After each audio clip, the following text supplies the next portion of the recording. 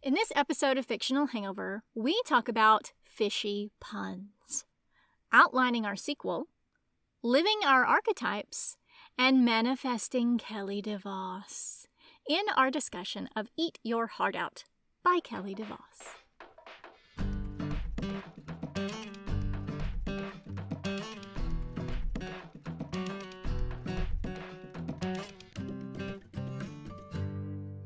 Hey everybody, welcome to Fictional Hangover, a podcast about young adult and new adult books, series, authors, and voice actors that is full of spoilers. I'm Amanda. Claire, and today we're going to discuss Eat Your Heart Out by Kelly DeVos.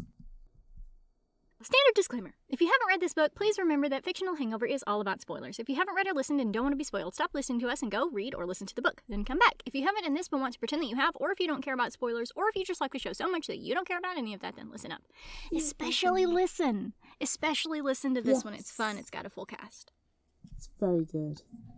It's very well good. done. I very much enjoyed it. I did not expect a full cast, but I got one, and I'm very happy.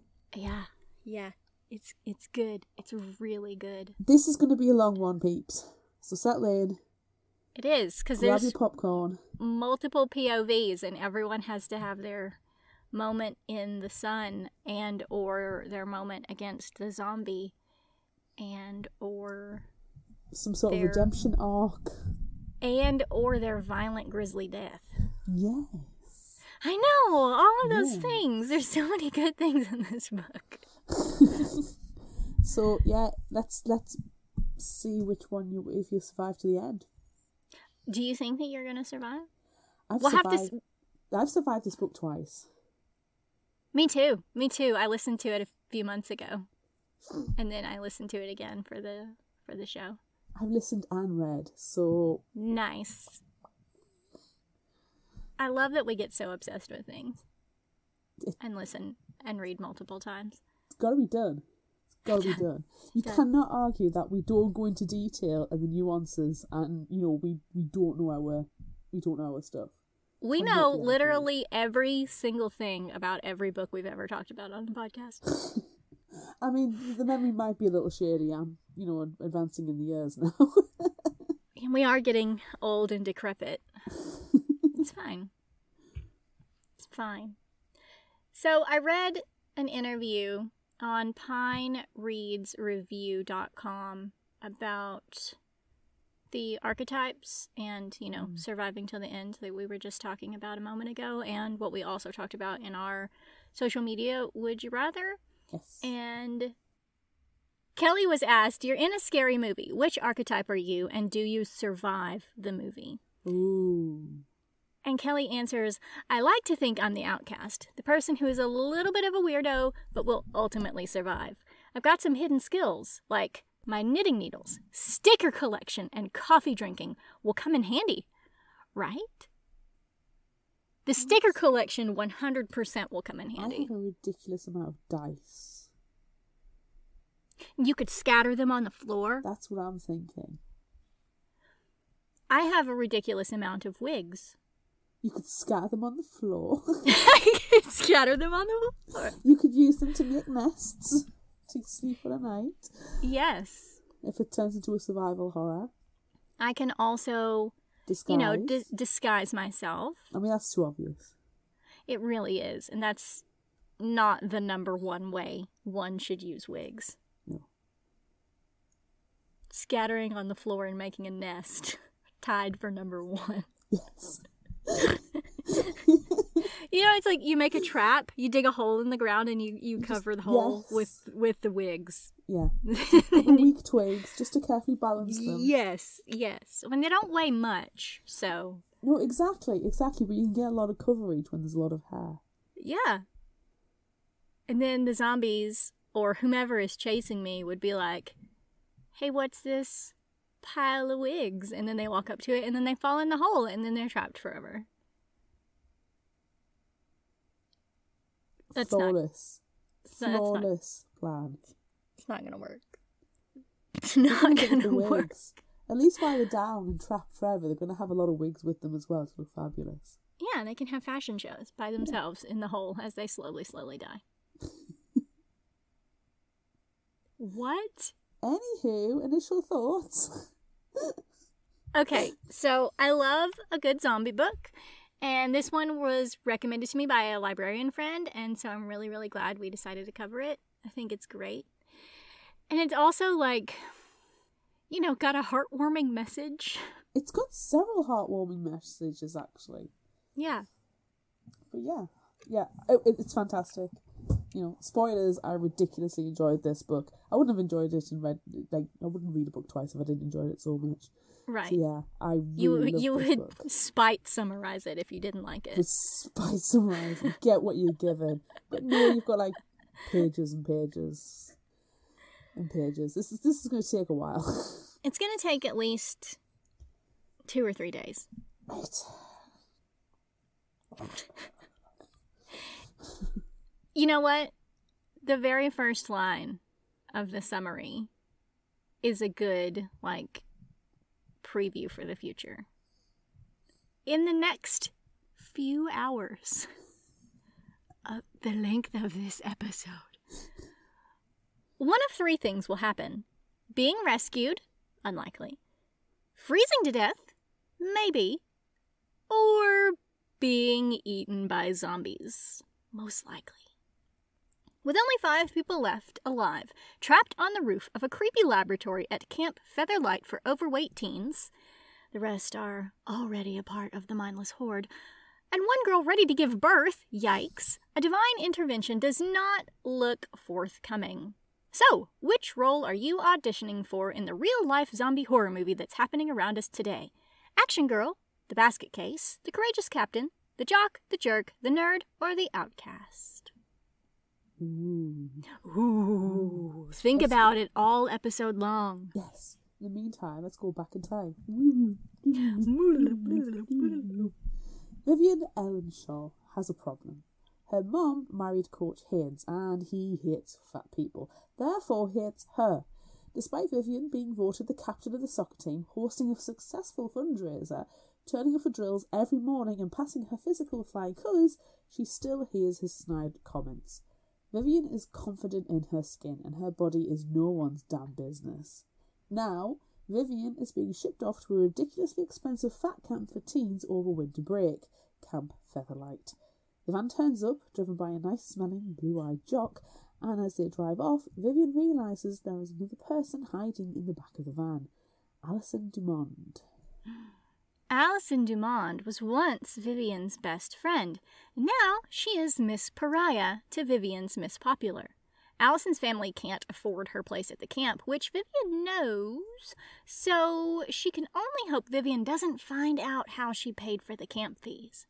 Vivian asks about Alison's movie star sister and then points out that they don't belong at fat camp before turning back around. Hidden beneath her sweater, Alison has taped a camera to her belly.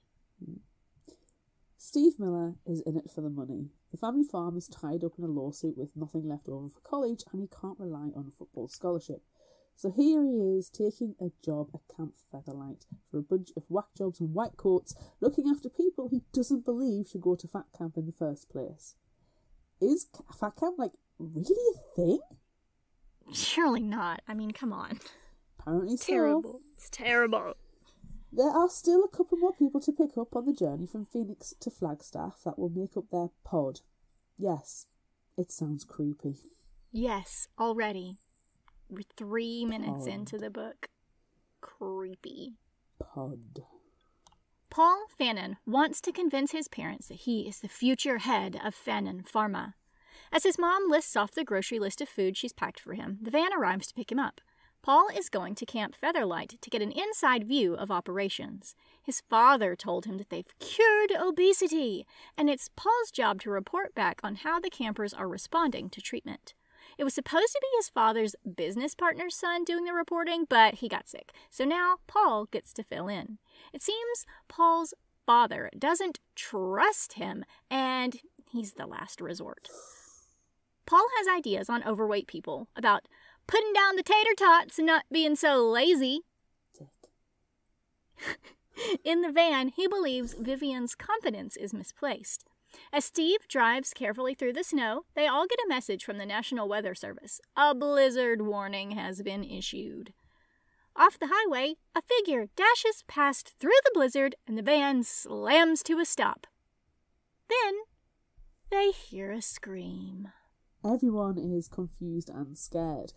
Was that a person? An animal? Paul thinks it's a bear, but Vivian, who is onto his bullshit, doesn't believe that for 1 second. Vivian and Paul attended the same fundraiser the year before, and he pushed her into a chocolate fountain. Dick. Apparently he doesn't remember her. She also knows his dad owns the fat camp and that he's pretending to be someone else. Dick. Yeah. The argument persists over what the hell is out there, while Steve fails to reach the camp office and Alison sits stunned. Screw this. Vivian gets out of the van to explore. There is only one other way to find out what's going on. Steve follows quickly and Alison scrambles after. She's seen enough teen horror movies and knows not to stay behind. Alison tells everyone their horror movie role. Paul is the jerk. Clearly. She is the basket case. Steve is either Jock with the heart of gold or the courageous captain, and Vivian is, of course, Action Girl. Vivian soon loses the others in the blizzard, and images of dead bodies flitter through her mind when the toe of her boot hits something. Then a voice from the snow tells her she shouldn't be out here. It's a ranger from the camp. Vivian explains their situation, and they gather the others. While Paul is all smug, thinking the ranger was sent to help them, Vivian knows that the ranger is obviously not there for them. He's out hunting that thing. The ranger ignores Vivian as she asks him what exactly is out there, and instead instructs them to walk to the camp through the snow. It takes about 15 minutes, and Paul isn't happy that the fat girl is managing better than he is, and he didn't drive his Porsche. I don't think a Porsche would manage well in the snow in the first place. I mean, if it's all-wheel drive, it'll be perfectly fine, but still, dick. As they arrive at the gate, the guard, Roger, informs them that they're going to lock up for the night because of the blizzard. He also informs them that the power is out and the camp is running on backup generators. Great. It's just great. It sounds super safe, and I'm super excited to be here. Yay. Yeah. They make it to their bungalow, and a facilitator, Theodore, is waiting to give them a quick orientation. First, they need dry clothes, which the camp has graciously provided. Vivian and Alison head off, Alison locking herself in the bathroom stall. She doesn't want Vivian to see the bruises she's hiding. Unfortunately for Alison, she's forgotten a sweater, and when she ducks out, Vivian does see, and her face freezes in horror. Alison dashes off, bashing into Paul, who is hovering outside the girls' locker room. Vivian confronts Paul and lets him know she knows exactly who he is, but that she will keep it secret. At the dining table, they meet two other people who are part of their pod. A red-haired girl, Rachel Benedict, and a large guy with glasses, Sheldon Smitkowski. Theodore, the facilitator, hands everyone a tiny, terrible dinner and slams the Camp Featherlight field guide on the table. Time for awkward introductions, a crappy orientation video, and to surrender their electronics. Sorry, folks, no phones, no tablets allowed. Wouldn't matter anyway. There are signal blockers in every building. Looking up from the field guide, Vivian asks where everyone is. Sheldon tells them that they were put into lockdown after the blizzard started and someone got lost. Everyone can't help but notice how shifty Theodore is acting. Something is clearly wrong. Yes, and it's nobody can hide it. Oh ho, ho, ho, ho, ha, ha, ha. Meanwhile, Steve is having his own orientation of sorts. He missed the group session and has been sent straight to Dr. Volstead, the camp director. He is kept waiting a long time before Dr. Volstead's PA, Zana, gives him a stack of file folders on his campers, a warning that his group is unbalanced but he has to deal with, and instructions to administer metabolize A-bars to the campers after each meal. When a call comes from the walkie, Steve is essentially dismissed. What he hears is concerning. Dr. Volstead appears to be missing along with some of the other doctors. No one has heard from the rangers sent out to look for the missing girl. The mainframe is down with a virus and the backup generators are running out of power. Steve is dismissed with a warning that Ellen Shaw and Smitkowski are destabilizers. Great! That is great. He's got 2 in his pod. This is going to be such a fun time. It's going to be really easy and safe, and everything's going to be fine. It's perfectly ethical in every way, too. Yeah. Rachel Benedict has always been a good girl. Until that one time, she wasn't. And now she's pregnant. Rachel has not been to see a doctor since she was 15 weeks pregnant, and now she's due in a month. For the most part, she's been able to hide the pregnancy from her family and her church. Sorry, I threw up a little bit. Rachel and Smitkowski explained that there was an announcement about a missing kid before they were ordered to stay in the bungalow, where they were pretty much forgotten about until the rest of their pod arrived. While Smitkowski points out that it's bizarre to randomly assign people to a group, Rachel points out that the camp has profiled them and grouped them together to complement each other, and says that she does that for her pastor father at church camp. But as Vivian and Allison know each other, an imbalance has been created, which is wrong. At this point, Steve returns and tells them they need to head to their bungalow.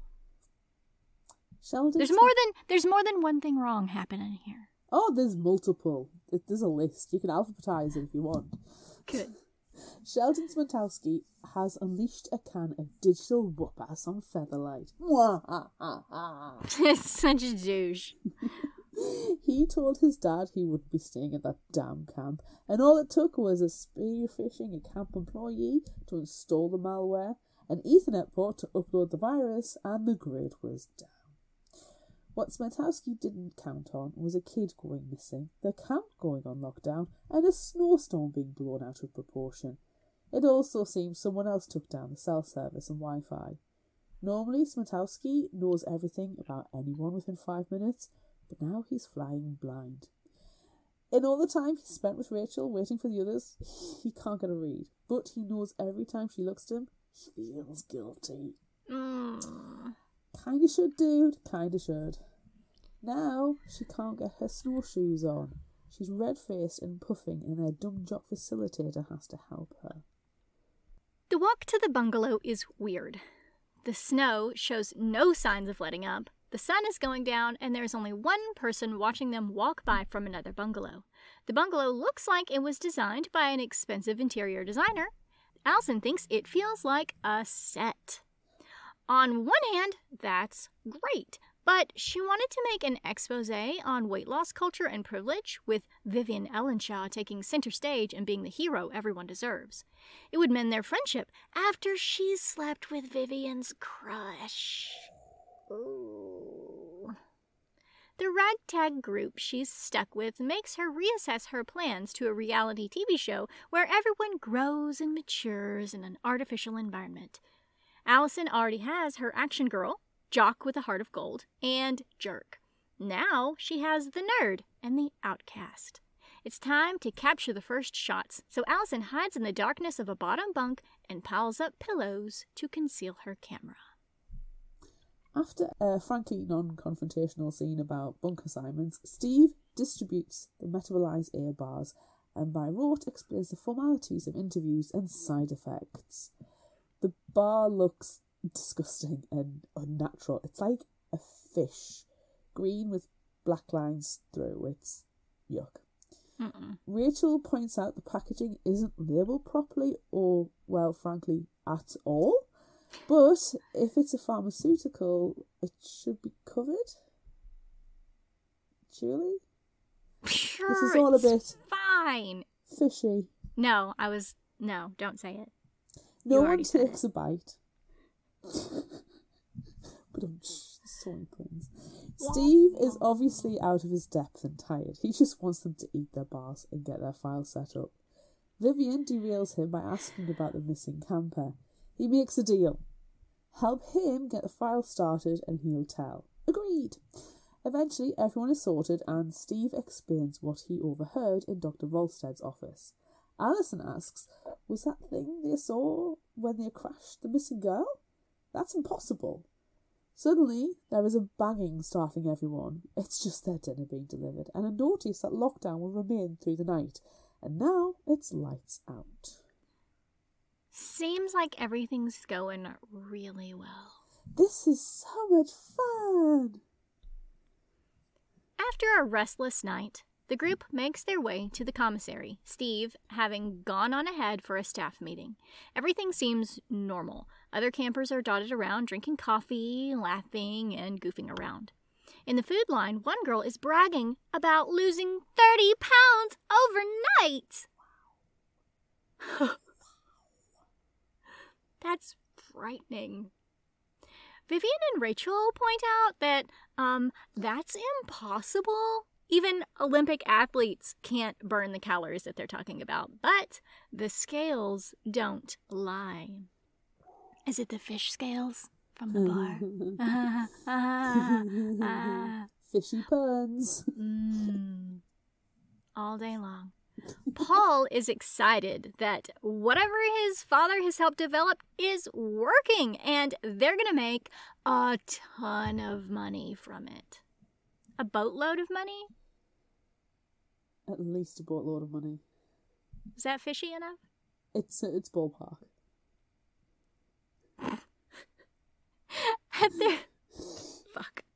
At their pod table, Steve comes over and hands them snowshoes for their morning walk, arranges to meet them in a short while, and avoids their questions before walking away.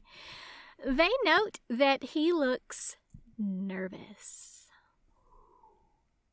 When they meet Steve, it turns out that their morning walk is actually a 2-mile Easter egg hunt. But there's a special prize for any golden eggs found. It's not the season for Easter egg hunts. It's not really. They find 7 eggs, but no gold ones, until Paul sees something sparkle in the snow. It's not an egg, though. It's a bracelet. It's still connected to a wrist, with one of the fingers bitten off. The melting snow shows that it's Dr. Volstead. Oh, no.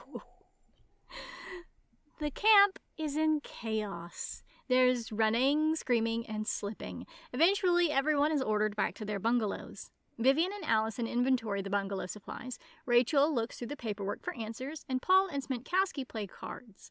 Meanwhile, Steve helps dig out and move Dr. Volstead's body. When he returns to the bungalow, he notices his room has been looked through, and their files are missing, but none of them admit to it. Steve also tells them that they couldn't find all of Dr. Volstead's parts. She's missing her left arm and foot below the ankle. They want to evacuate the camp since the power hasn't come back on and phone lines are down, and he's also been put on patrol duty at the north gate. Vivian won't let him go alone, and despite his protests, she gathers a warm coat, supplies, and a yellow plastic oar as a weapon. Smentkowski volunteers to come too. Should you move the body? Or should you be calling the police? Look, there is, as we have previously discussed, fishy stuff happening at this camp. So of course they're going to hide the body. I just think they're floundering right now. That's what seems to be happening. Everything's just happening at a quick pace. Too quick a pace. When they reach the north gate, they come to the end of the ritzy camp facade and find buildings are now made from sterile grey concrete blocks with barbed wire and notices stating, "Restricted area." Smentkowski hears the cracking of electricity and realises it's coming from the fence. As they explore, they find a cluster of facilitators outside a building labelled Kaiser, all looking flustered. Dr. Volstead's PA Zana hands Steve a walkie, hands out assignment instructions, and tells Steve, Vivian, and Smentkowski to follow her. They end up at the north gate in front of 2 SUVs loaded with supplies and people. She's abandoning camp. Jerk. Steve won't let Zana take all the supplies and weapons and doesn't believe she will send help back. Steve points out that once outside camp limits, they'll have access to cell phone signals and can call for help, but Zana protests that they can't be sure. Vivian realises Zana knows more than she's saying and demands she tell them what is out there, but she doesn't know exactly what it is. One of the guards they met earlier, Roger, goes to the SUV, hands Steve a shotgun and ammo and promises to send help back. There is no stopping the SUVs, but Smentowski makes sure to close the gate after them. As they watch the cars drive off, a primal scream echoes through the trees. And it's coming for them. Oh, snap. Rachel is finding it difficult to keep it together. Understandable, considering someone has been murdered. Some of them are out there in the snow with a murderer. Their files are missing, and she's pregnant, and Allison knows. Allison talks to her about it while Paul showers. Her parents are very involved in the church at Flagstaff, so they're too distracted to notice. Coming to camp was her idea to try and give her some time to figure out what to do. Allison also understands that she's a science nerd trapped in a world that likes to think that science doesn't exist. Allison is trapped too. Her sister is a Hollywood star known for being sexy and a size 0, and Allison is hidden by her shadow. When Paul comes out, Allison and Rachel want to strategize about what they should do, but Paul doesn't think they should do anything. Dick. Shut. Rachel, not willing to wait any longer, pulls out a coat and starts looking for supplies. She wants to go looking for more information while the facilitators are distracted. Paul points out that that's a bad idea and that Allison has a theory that everyone fits a horror archetype and will die in a specific order, the first being the basket case. So motivational. Ignoring this, they go out hunting for answers. You're the basket case. You're gonna die first. Damn it. Damn. Right, let's go. All right. After the scream, Steve starts pumping shells into the shotgun and Vivian stands ready with her oar while the gate slowly closes. Oh, it's painful. Then there's another scream and another grey streak. It slips through the closing gate and into camp. It's an exaggerated humanoid, almost beautiful with iridescent scales for skin. And it's strong. It knocks Steve back and the shotgun goes flying. Smentowski runs, which only succeeds in distracting the creature into following him into the security shack, where it hits all the buttons until the gate starts to open again. Then it turns on Smentowski, but before it can rip his throat out, Vivian bashes it repeatedly with the oar. In the commotion, Smentowski notices a blue band around the creature's neck. It looks like the collar of the camp shirts, just like the one he is wearing. Is this thing a camper? Yikes. Steve has managed to get the shotgun and it takes a massive beating from Vivian and 6 bullets before the creature goes down. Outside the gate, more of the creatures can be seen attacking the SUVs. The creature smashed up the control panel, but Smentowski locates the main control box to close the gate, but needs to disconnect the sensors to do so.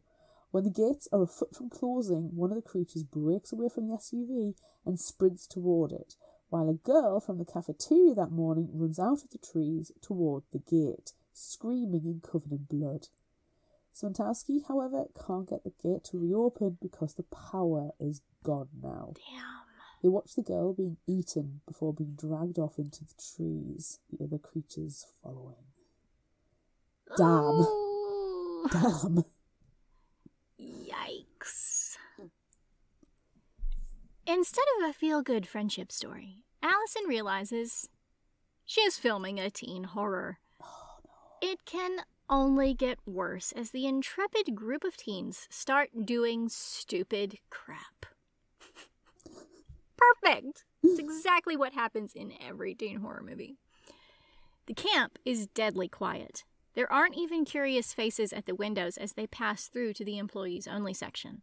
Paul tells them Kaiser was the MD in charge and they need to find his office, but Paul is not smooth when giving this information. Fortunately, they find the Kaiser building. Unfortunately, the power's out and they can hear shouting outside somewhere. They move into the pitch-black building, and Allison turns on her camera. Kaiser's office looks like a biology lab mashed with a nerdy computer setup. It's also a mess and smells really bad. They start looking around, and Rachel finds some notes that are pretty complex, But it looks like the scientists at Camp Featherlight are using corrective gene therapy. Kaiser notes they've been able to isolate the gene that causes obesity and develop technology to edit the gene, probably through the metabolized air bars. They're essentially giving people a virus to change their DNA.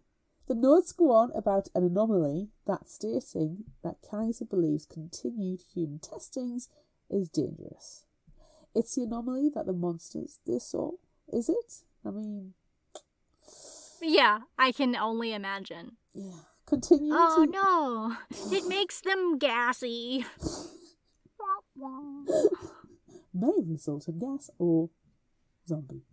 Zombification. To look around before they head back, Alison opens a door and someone falls on top of her. Steve stops Vivian from going into the trees after the girl. What they did to her was simply horrific.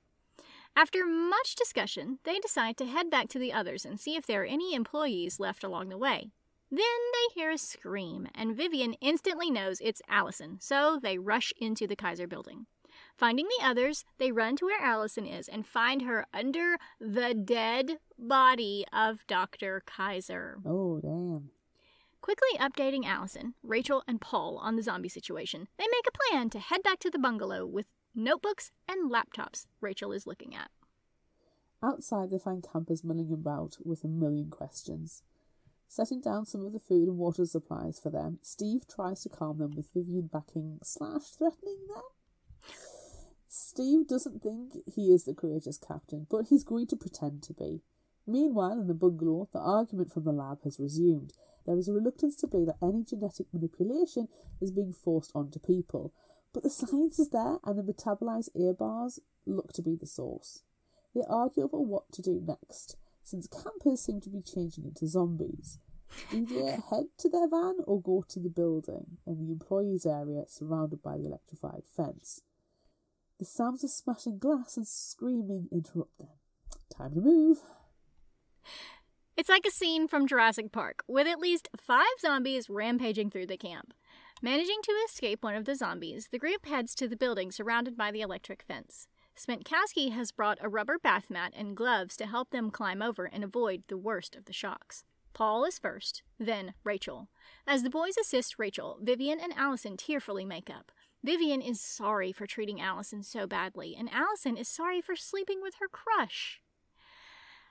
As they hug, Vivian notices a silver package poking out of Allison's extremely baggy sweatpants. Shaking Allison and forgetting about the bruises she saw in the locker room, Vivian demands to know what Allison has done as a zombie comes crashing through the trees. Why? Why? This is Allison's last scene. She pulls out the camera and turns it on, handing it to Vivian while her friend begs to know why she ate those bars. Meanwhile, the zombie is howling and getting closer. Allison takes Vivian's oar and turns to the monster, moving with a grace and lightness she never had before as she meets the zombie head-on. Allison pounds into it, knowing it's not enough, but that it might help. As she hears Vivian climb the fence, she knows it's nearly the end. Fade to black. No!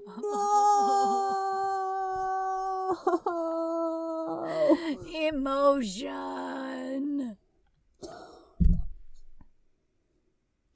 Vivian is angry and lashes out, telling everyone who Paul really is. The son of the man who created the zombies. The zombies who killed Allison.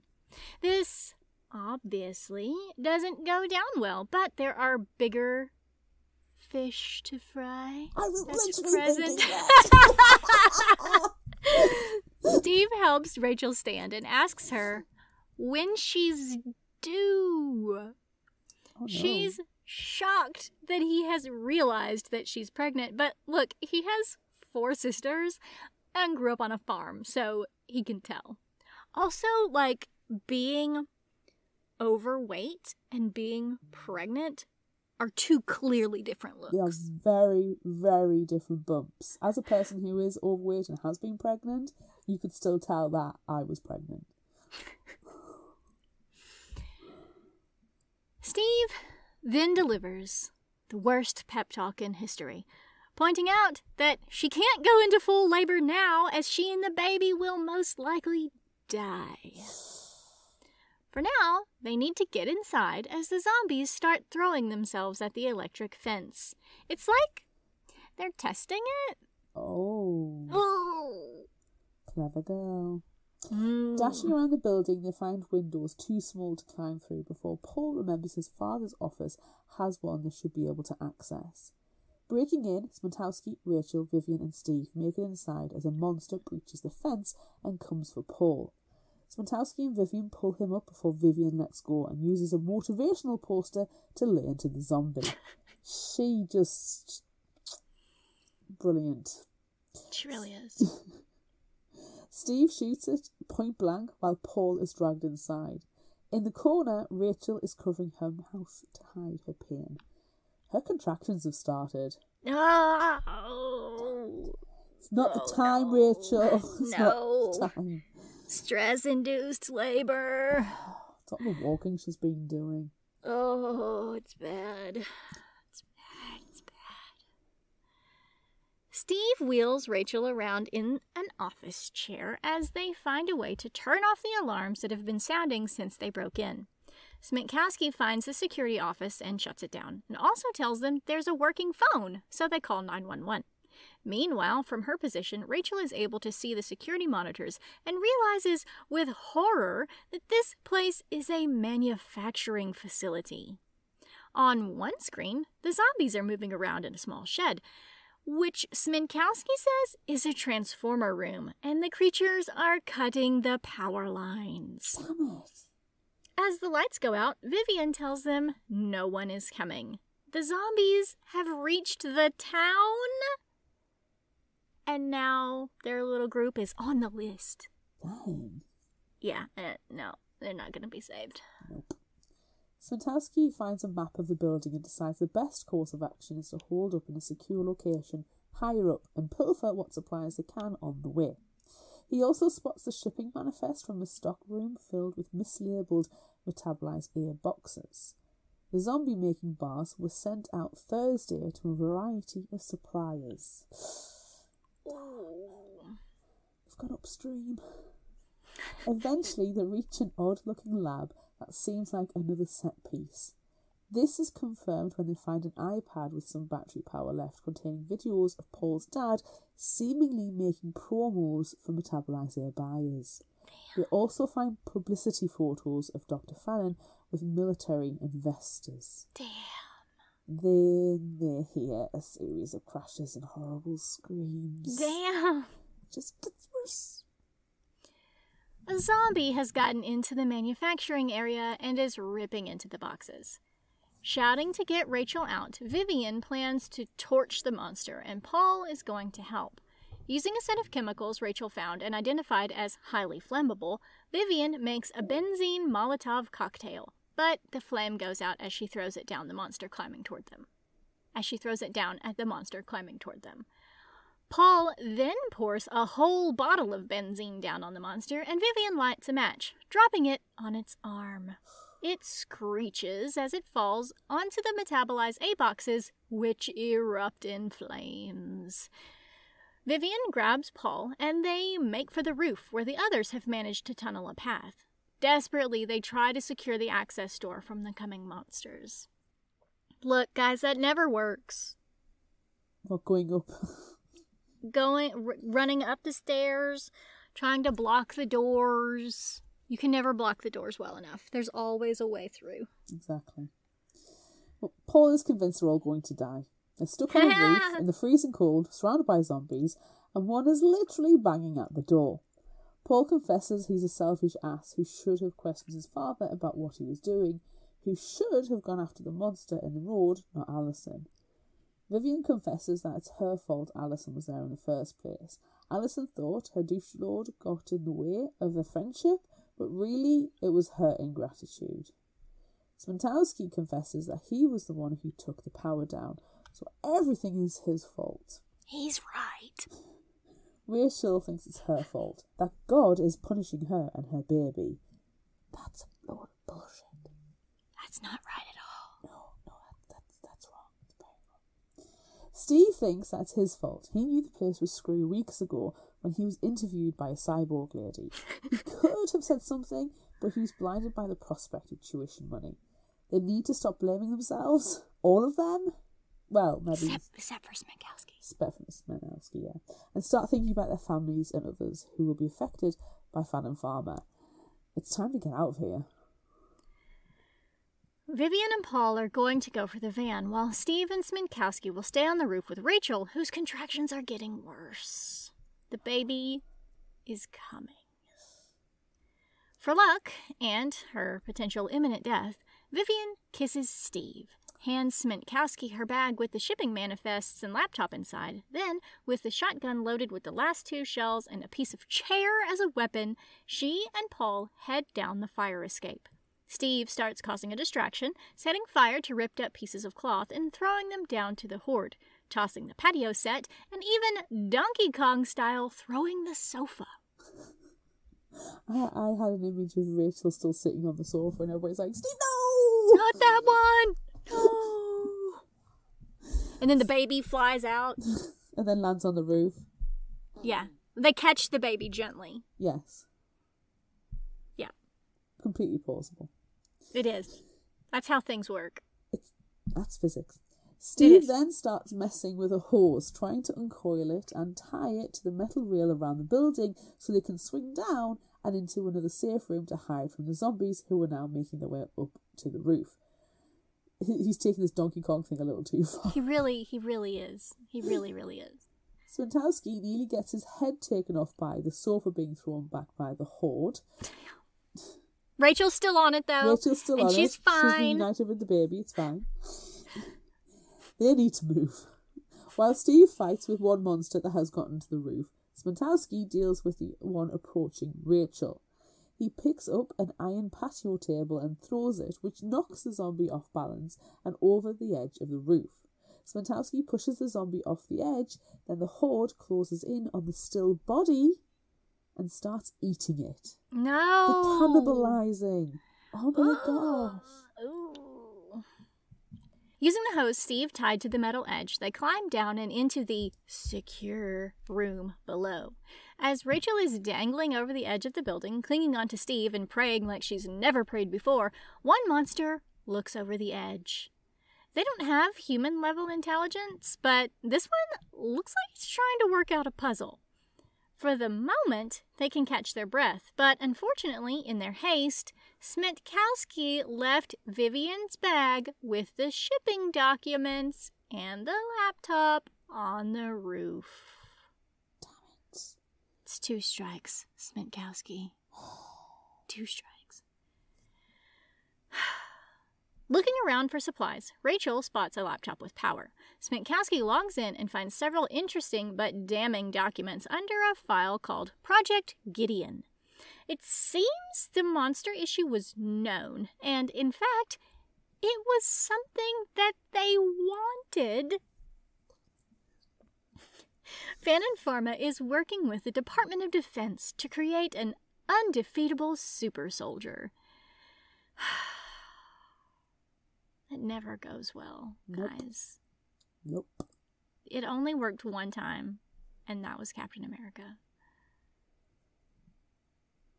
Only once. Never learned my history. No. Information in the log corroborates what Rachel thought. The monster's intelligence increases day by day, as evidenced by Subject 1581. Where is Subject 1581? Sminkowski and Rachel also find information that suggests that Kaiser was in fact murdered and Paul's dad was threatened. Meanwhile, Steve has found guns and tranquilizer darts. Then they hear a thudding coming from the dark. Subject 1582 is inside the room with them. It's slow going through the snow for Vivian and Paul, and as they talk, they realise they aren't so different. And they don't want to be selfish people like their parents became. They thought once they made it to the trees, they would be safer, but The forest is eerily still. Then Vivian spots a stain in the snow. It's fresh, black-red blood. Outside the range of their flashlight, something is breathing. Damn. Ooh. Paul screams. Then a voice from the darkness tells him to stop and tells Vivian to put her gun down. It's Roger, the guard. Hooray! He's alive, at least. Well, it's someone. It's an adult. Thankfully, the blood is a monster's and not his. He got thrown from the SUV when it was attacked, which broke his arm. Ooh. And by the time he got to the road, everyone was gone. Vivian quickly brings him up to speed on what he's missed before the trio head off to the van. They pass the camp's main gates, which have been ripped apart, the metal twisted and masonry pulverized. Scattered amongst the debris are body parts. Paul starts dry heaving and says he can't go on as screams from the monsters are heard bouncing through the trees. Paul wants them to leave him behind, but Vivian knocks sense into him just as the monsters reach the clearing and the fighting begins. Bloody Paul. They have found Subject 1581 in a glass cage, and it seems surprised to see them. In its cage, Smentowski notices the monster has piles of what appear to be fantasy novels. Subject 1581 is more human than the Horde, but it's still unnatural. Rachel has found a file folder with Subject 1581's human name, Brian Quimby, and remembers he was a kid that went missing from Flagstaff a few months ago. And then she opens his cage. Damn! Rachel, man. Why? I know when you're in labour, you can't think clearly, but come on. Rachel doesn't see a monster. Instead, she sees someone who was once a human. She knew his family. She helped put posters out when he went missing. She held tissues as his mother cried. The locks click open, and Brian Quimby screams. Damn it. Vivian will not let the monsters get her. She may be out of bullets, so she wields the gun like a baseball bat. Paul charges the monster she's facing off with and knocks it down. Maybe Paul was miscast. Maybe he's actually the courageous captain. The fight is confusing. The squishy sound of zombie flesh being hit is loud. There are moans and screams and blood. Vivian pulls out Allison's camera from her pocket, determined to get Allison's money shot before the monster finishes her off.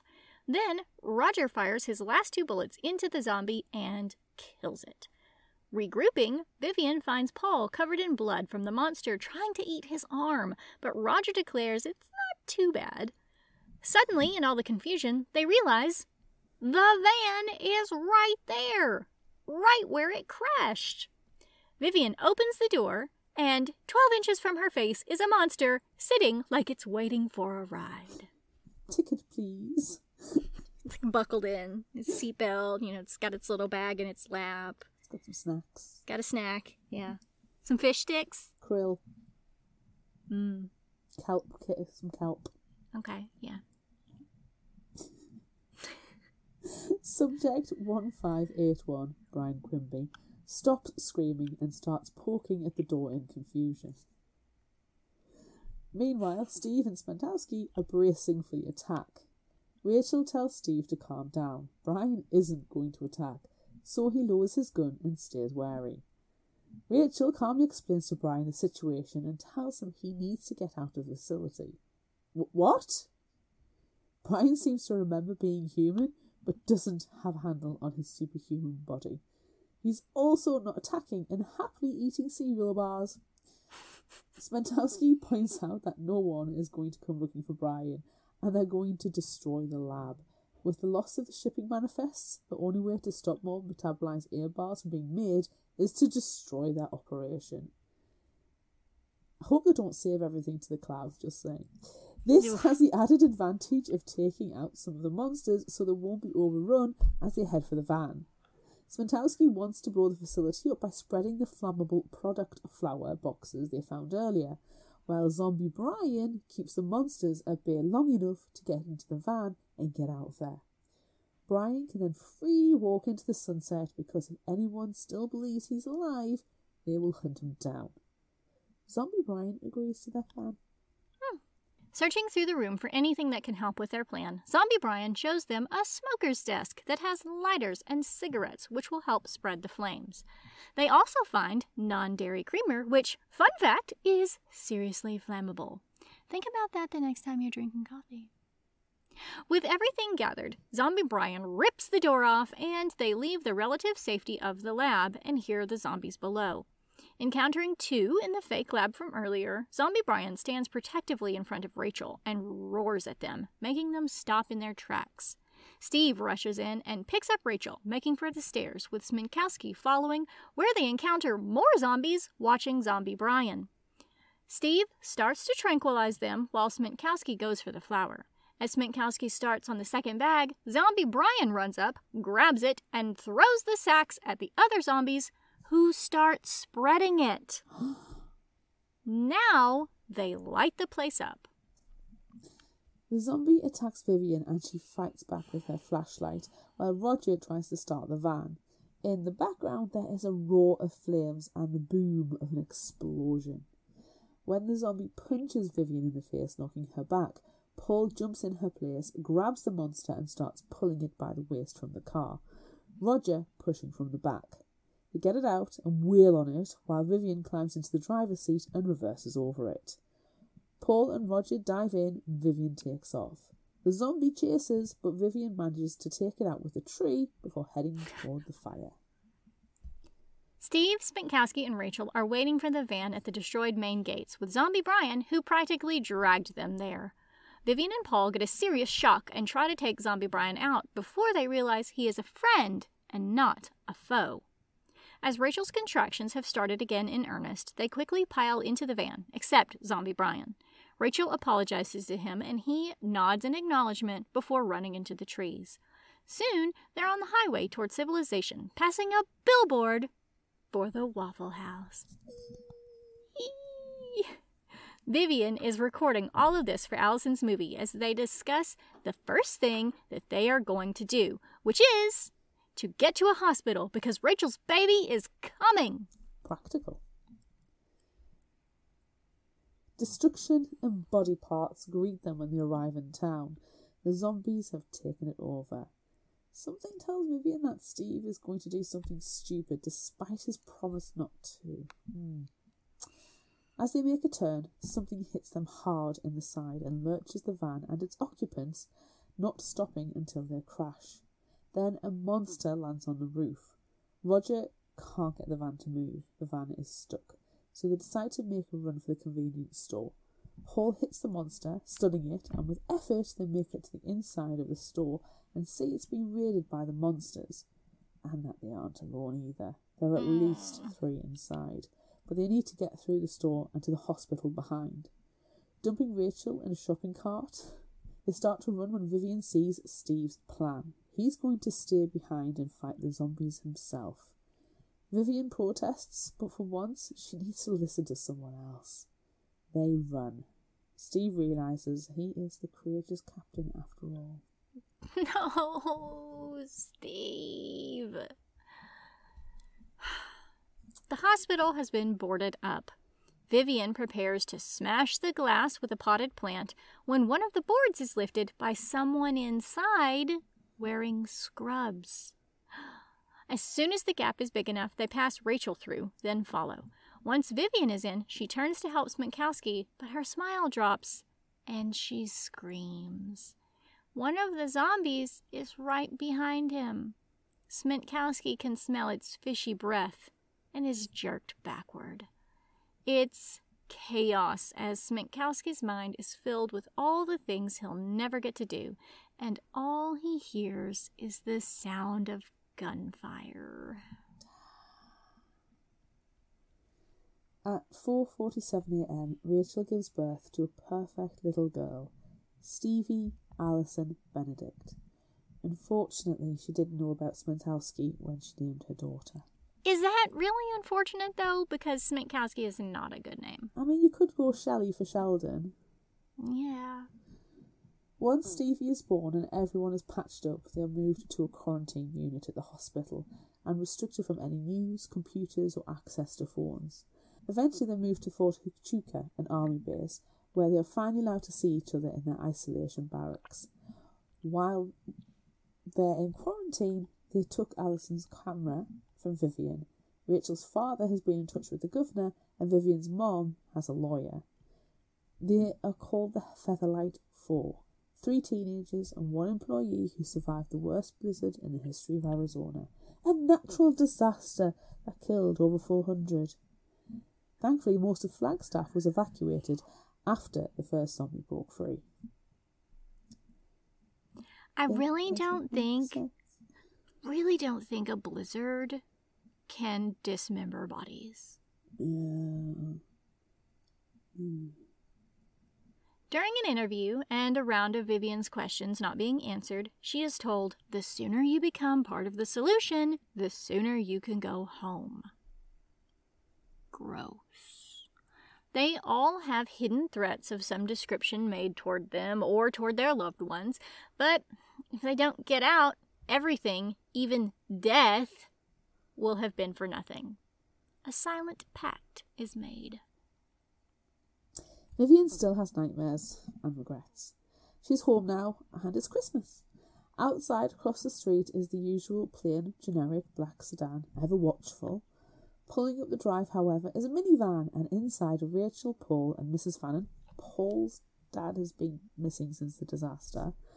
Pastor Benedict is behind them with Stevie and Mrs. Benedict. Presents are opened, delicious food is eaten, games are played and the holiday is enjoyed. But later, when she's putting dirty dishes in the kitchen, Vivian looks outside and swears she can see something moving a little too quickly in the dark. Damn! The end. Or is it? Or is it? Right, well, while we go and check what's in the trees and the bushes, shall we listen to another podcast's promo? Yes, I think we shall. Hi, I'm Bethany Finger, the host of Prince Kai Fan Pod, a Marissa Meyer Book Club podcast. Join me every week during my read-along journey through all of the books by author Marissa Meyer, one chapter at a time, spoiler-free. Each episode will feature a different guest, new fan art, and laughter and joy through reading. You can find Prince Kai Fan Pod on Apple Podcasts, Spotify, Google Podcasts, and all other listening platforms. And now, back to the show.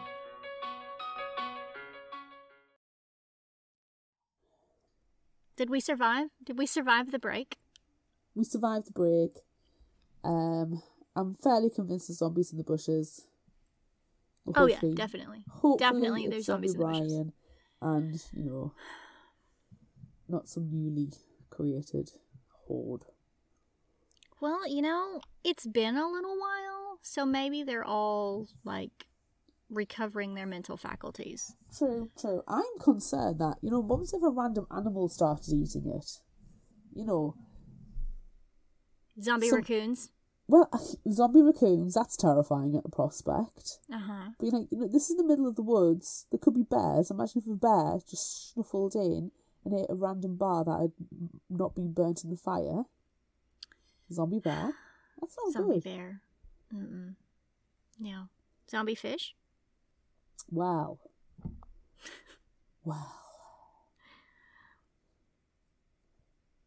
That's not good. Have they made that shark movie? They've been in tornadoes.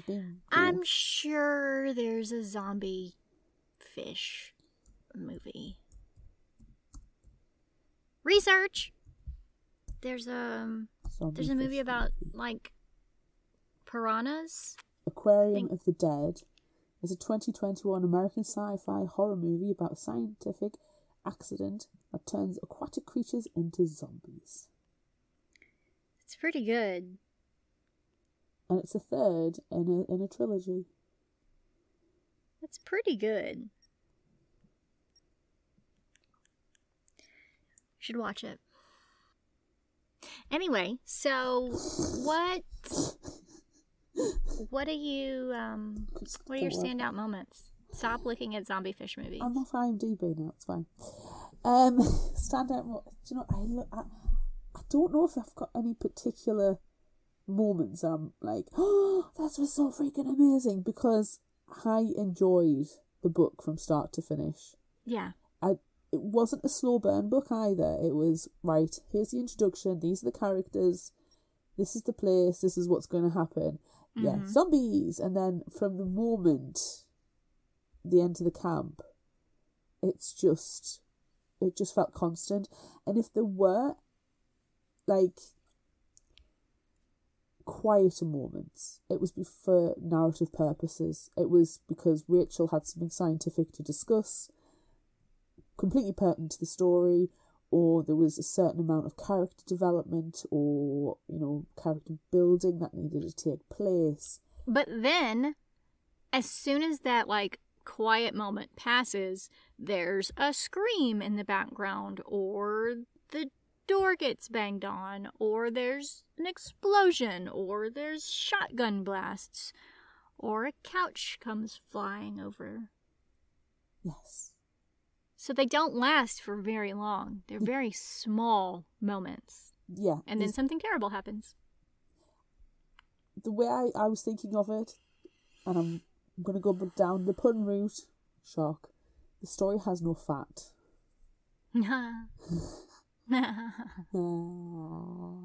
You're right, though. There's nothing that you need to cut out of this book. No. And you can very much see it being a TV show as well. Or yeah. You could push it to a movie, but I think I'll probably enjoy it more serialized. Yeah, but I mean, it's like a based. Series. Yeah, but it's based around a movie premise. That is true. That is true. It could make a good movie. Yeah. It feels like something that Netflix would pick up and make into a movie. It really does. It would be a great Netflix movie. Yeah, as long as it's correctly casted as well. Yeah. We'll probably get into the casting in a minute, but yeah, it was just full on all the way through, and I enjoyed every second of it. Yeah. I think the thing that bothered me the most was that Allison freaking ate one of those metabolized A bars. Why? Why would she do that? We know that there's something fishy about them. Why? Why? This is actually probably one of my surprises. If I was to be pushed to say there was a surprise, so I'm going to slightly jump ahead a bit. That she ate one of the bars, more because the description was absolutely disgusting, and I would never eat that. But I can understand why she did. Why? Pressure. From whom? Herself, mainly. There'll be pressure from her sister, because her sister said to her, you can have a role in my movie, you can break into the industry, but you need to lose weight. She's got bruises on her body that really isn't explained a whole lot, but you can imagine there's some element of abuse that's going on at the trailer park where she lives, that she needs to escape, and the way that she would escape is by dropping some weight, going to Hollywood and doing, escaping that way. She doesn't have the confidence of Vivian. Vivian's self-confidence is completely enviable. Yeah. But if someone was to say to me, eat this bar and you'll lose 30 pounds overnight, I would eat the bar.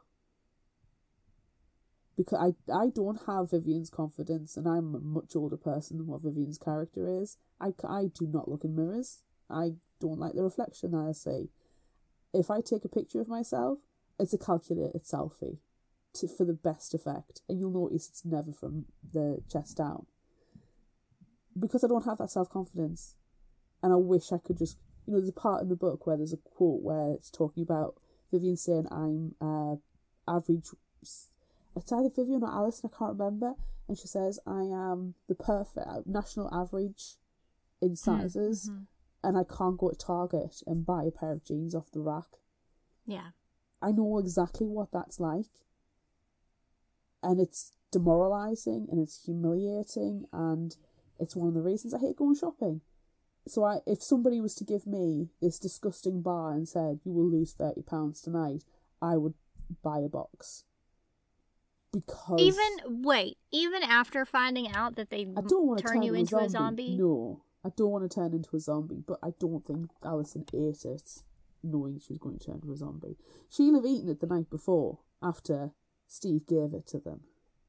Mm. That's when she'll have had it. She'll have eaten it then, because it's had time to metabolise into her system, change her genetic code.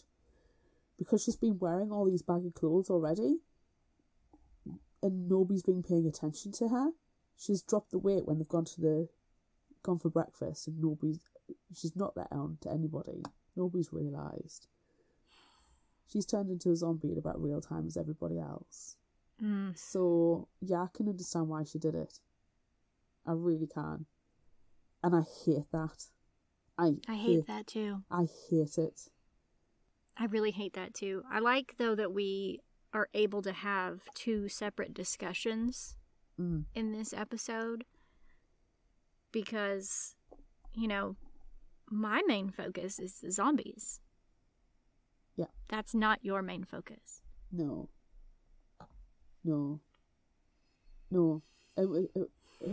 It was extremely refreshing to have, like, moving on to Vivian, action girl, like, to be the one person who you know is going to survive to the end, be somebody who is classed as overweight, and have that massive amount of self-confidence. It's freaking amazing. You just hope that kind of self-confidence can be throughout her life as societal pressures weigh down on her. Well, she was already at that point in her life. Like, she's got so many friends. She's the captain of, like, her sports team. She's strong. She's tough. She's funny. I mean, yeah, she had to build up this, like, layer on the outside, but she's comfortable with who she is. She knows that she's good at sports and can pass a physical with flying colors. Like, she knows. So I can see that clearly there's a huge element of jealousy with Allison and Vivian. Yeah. So I can also see that that's why Allison wants to eat the bar, because, like, she's putting herself in this position where she feels like she doesn't measure up to her friend. Yeah. And that's what's going to eat at Vivian.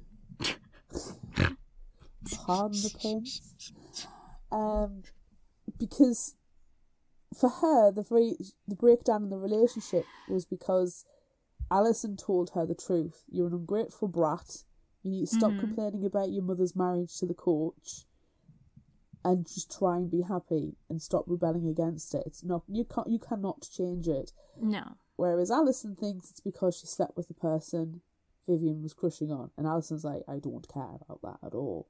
But now Vivian has to live with the guilt that she lost her friend at the very end, quickly because she was just up being an asshole. Because she was being an asshole, yeah. And you kind of think, well, not that if they hadn't... There is part of it is that if their friendship had stayed fine, tight, nothing had come between them, Alison wouldn't have been there. Right. But because Vivian hates the coach, who is her new stepdad, the mom, which we didn't mention this in the summary, the mom actually paid Allison's way to go to camp so they could rekindle their friendship. So, like, maybe Vivian would be a little bit happier and less, like, hateful of the coach husband. So, yeah. So there's so much stuff riding on their friendship, and it didn't turn out well. No, and Vivian's got to live with that. Yeah. Like, the amount of survivor guilt she's going to be facing is going to be monumental. Yeah. It's crazy. It's absolutely crazy. I think it would be really interesting if there were a sequel, because it was very open-ended. Mm-hmm. And that would be a really good focus. Vivian dealing with all of this crap. But also she's still having to fight all the zombies because she's, badass. But also, like, we don't know necessarily that Steve didn't survive. Yeah. We don't know what happened to Steve. So, that could have been Steve running around in her backyard. Maybe. And then, like, we also don't know if you're bitten by one of the zombies, do you then become a zombie yourself, or is it only the bars? Well, Paul didn't become a zombie and he was bitten. The one of the zombies did chow down on his arm. Yeah, but I mean, how much? What, a year later, because it's set again at Christmas. It was winter break the first time. I really just assumed it was that Christmas. Because I assumed it was later, because it's winter break when they go, and they're talking about, celebrate Christmas is coming up. But then they spend a long time in quarantine and then even longer in isolation together, and it's not until they start peddling the lies. I think it's a year later because the way they describe Stevie as well is that she's older and she's able to actually open her own presents. Yeah, you're right. So I figured it's a year later. Okay, in my head, it had only been a couple of weeks because all of this action takes place in a day. Like, there's zero time, so they could be in isolation for a few days. Maybe Christmas break starts at the beginning of December. But you're right about the baby. I don't even think this takes place over 24 hours, because when they crash into the gate... No, it does. It does, because they said that the generator has 24 hours of power, and normally they would get it back up and running in that time, but they lose power. So it has been at least 24 hours. Okay, since so Sminkowski was there and shut the power, or broke all of that stuff. Yeah, because when they were told they were the last ones to get to the camp, and Steve missed his orientation, and it's like, well, you wouldn't orientate people at 6 o'clock and then close the gates at 6 o'clock or whatever. Yeah. It's like, yeah, okay.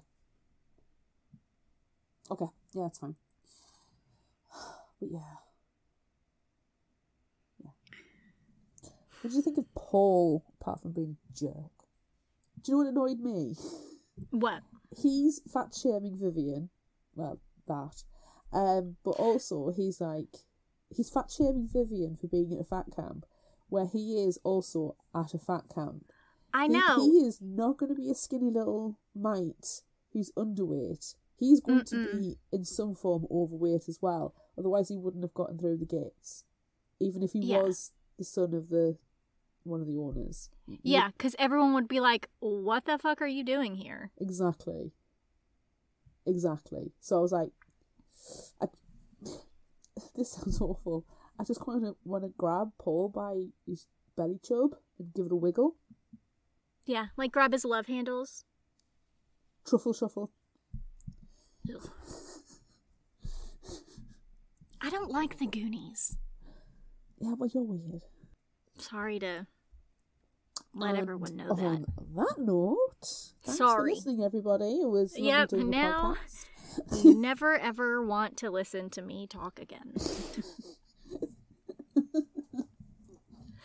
Surely not. You're allowed your opinion. Surely someone else doesn't like the Goonies. Although I feel like if Kevin McCall is still listening to the episode, I think he's shut it down now. He's turned it off. He's turned it off. He's like, fuck this. Can't be done with this. Never listen to us again. Sorry, Kevin. It was good to know you on the internet. But anywho, so we're grabbing Paul and shaking him by his little chubby bits. Yeah. Like, I struggle with this because Paul was a dick. Yep. Sminkowski's a dick. Yep. Rachel she's not a dick. She's very, very smart, but she's also Indocted. brainwashed by the church. The church. Damn She's church. been Damn that church. She's been clearly, indoctrinated. Yep. Allison doesn't have much of a backbone. So we've got Vivian that I like, and Steve. But they all redeem themselves in some capacity before they die, in theory. Yes. Like, they're all throwing themselves in front of the zombies to save the other people. They're making sure that Rachel's fine. They're protecting Rachel and the baby. Yeah. They're not perfect, but then would you want them to be? No. And also, like we said, it's been about 20 hours. It's been 24 hours. So I can't expect them to grow and change that much. No. And this is why I would really enjoy a sequel. Like, I'd love this to be a duology. I'd really like to find out what's going on. But I don't mind Vivian being action girl again. But I would like Rachel to like, not be the outcast. I want her to be the nerd. But not be a nerd facing danger. She's the one where Vivian calls and goes, "What the frig's going on?" She's back at base. And Paul, I can imagine, is trying to get a little bit further into his father's company, into Farm. But hopefully to take it down. Yes. And not to take it over and then become the wealthy, leader of this mega corporation. Because he is really into money. He is, but I think he's been shown something else. The power of friendship. But it could be very good if there is a second one. And he does become the president of Fanon Pharma, and he goes in with the mindset that, I'm going to shut it down, I'm going to make everything better, but then he just doesn't. And that's when you get another series. Yes. You see, that's the other thing. Like, we know the shipping manifests have gone out. We know metabolized air bars were sent days ago out into the world. Yes. We don't know the repercussions of that. You imagine, because, they've been told to toe the line to escape the quarantine and isolation, that they might have had a handle on it. But if they're going to lie about 400 people dying by blizzard, then there's going to be, if the metabolized air bars have taken out other towns and cities across the country, what are they going to use? Natural disasters, air quotes, have happened that they're using as a cover-up? So many questions. So many questions. But the only important thing to me for the non-existent book 2 is that Steve comes back. That would be good. How do you want him to come back, though? Do you want him to come back as a zombie Steve or actual Steve? Because he's not going to eat those bars. He fucking knows what's up with them. So he's not going to eat one. Do you think he managed to, like, fight off the zombies enough, put a broom handle through the door of the back of the convenience store? By the time he turned round, everybody was gone except Smanowski, who's being eaten, and then he finds a broom closet and hides in there. Yeah. For 3 days. Yeah, he's been hiding in there. He's got some food because he's in the supermarket. He gathered some stuff. Or maybe there was some food already in the closet of the supermarket. Yeah. I choose to believe that he is fine. I like this. I like this concept. I do. So we've got Vivian kicking ass. We've got Steve suddenly turning up. In the second one, whilst a zombie is trying to kick Vivian's ass, Steve turns up, saves her. We have a nice smooch. Lovely. Yes. Meanwhile, in Fanner Farm, we've got Paul, quote-unquote, taking it down. And then But he's not. He's not. But then in a dark room somewhere where there's a baby crib, just like, you know, like one of those bouncy things that they like, a jumping room, and a big computer setup, we have Rachel in a lab coat, because she just sits there in a lab coat. Yes. Going through the science of it all. And being... Yes. She figures out a way to reverse it. She reverses the zombification. Yes, definitely, because she and Zombie Brian are now potentially having a love interest, and then it turns into our beautiful warm bodies route. A little bit warm bodies. And she figures it out. She figures it out, and he's there, and he's helping, and he's like, okay, well, it's got to be me that you've got to test it on, because who else can you trust? And she's like, oh, but I don't want to. And he's like, no, you got to do it. And then they passionately kiss, and she, you know, injects him or makes him eat something or whatever it is, and then all of the zombie facade falls away, and then he's a human again at the end. But first she thinks she's killed him. Oh, sure. Yeah, you've got to have that, you know, as she's crying, you know, inconsolable weeping. Yes. But he hasn't.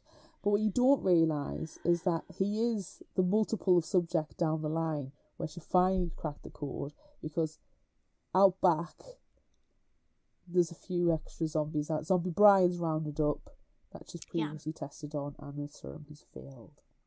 Ooh, but see, no, I see that he is the hero. So he is going to take it first, because he doesn't want to sacrifice any of these others that he's gathered. They will have had brains by then, won't they? They'll have grown their intelligence back. Yeah. They've matured. Yeah, you're right. He has to be the only test subject. Yep. Yeah, that's got to be the this way. is what happens. Kelly DeVos? Our gift to you, if you care to use it. Our gift to you, yes.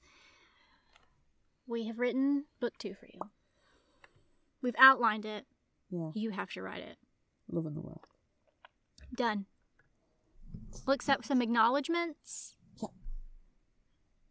I'm going to get greedy. I want a signed copy. Yes. And we want to be extras when it becomes a thing. Oh, yeah. I just need to be sitting in the background somewhere. Don't need to give me any lines. Preferably, they go past a Waffle House, and I'm sitting there eating my hash browns. You're on the billboard of the Waffle House. We are on the billboard of the Fictional Waffle House. Hangover is on a billboard outside the Waffle House. Yes. Okay. It's perfect. I like it. Is it time? I don't even know what's happening anymore. Neither do I.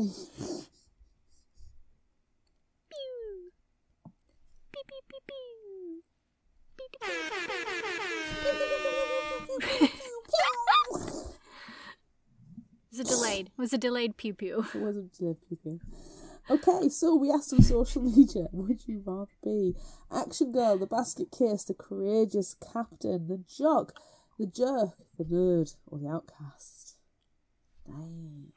So many options. Of the options. On Facebook, Action Girl won with 38%, but the nerd did come second. On Instagram, the nerd came first with 30%, then Action Girl. On Twitter, the basket case came first with 37%, followed by the nerd. And then on TikTok, it was the outcast with 50%, with Action Girl and the nerd coming joint second. That is a bit of a spread. It really is. So obviously we get the nerd. So we get the Action Girl, we get the Action nerd, Girl. we get the basket case, and we've got the outcast. The only things we haven't got are the courageous captain, the jock, and the jerk. I mean, you don't really necessarily need the courageous captain if you've got the Action Girl. That is true. That is very true. But the difference is the Action Girl generally survives, whereas the courageous captain generally doesn't. Yeah. But the courageous captain is also a leader, and so is the Action Girl. Yeah. But the Action Girl does more dumb shit than what the courageous captain. Like Vivian, very impulsive. Doesn't really listen to other people. Definitely. Where everybody else is trying to think things through. Yeah. She's got to get stuff done. Shall we read the comments and see if we can have inspiration for our own answers? Yes. Okay. So, Nina on Facebook said, "Courageous Captain. I figure my age and acquired logic/wisdom will help. Plus, I'm no jock/athlete. Too personable to be the outcast and too mentally stable to be the basket case." Bree on Facebook said, "Action girl, because I figure my best chance is having some level of athleticism or initiative. And even if I die, it will be more epic than everyone else." Love it. Yes, love an epic death. Colin on Facebook said, "Nerd."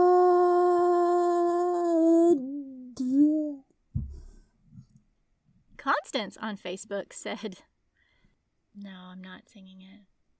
God, but it's Weird Al. Can I just do the end?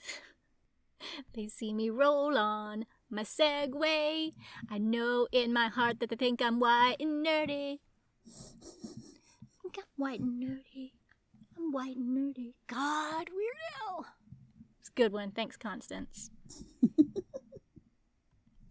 Drew on Facebook said, "With the nerd, I have a 50-50 chance of being the final girl, so fingers crossed." Nice. Annie on Facebook said, "Action girl," and provides her own name, Vigilante. Perfect.